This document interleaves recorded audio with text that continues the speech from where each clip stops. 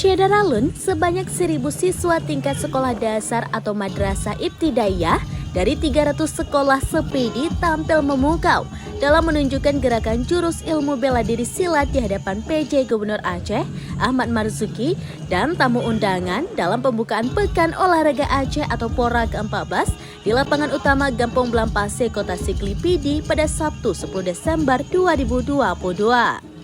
Kebolehan pertunjukan 3 jurus dasar berupa tangan kosong, golok, dan toya dalam seni bela diri tradisional ini menjadi perhatian bagi puluhan ribu hadirin yang menyaksikan proses pembukaan hajatan event olahraga 4 tahunan ini.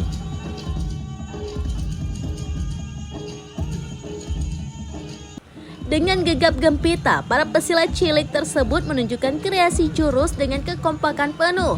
Tepukan riuh pun tak terbendung dari berbagai tamu yang menyaksikan kebolehan.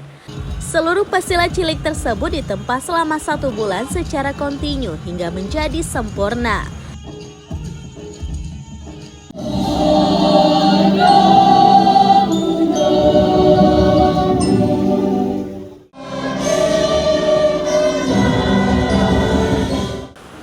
Pada intinya, kemampuan peragaan bela diri pencak silat untuk ditampilkan guna memeriahkan pembukaan Pekan Olahraga Aceh ke-14 di Pidi.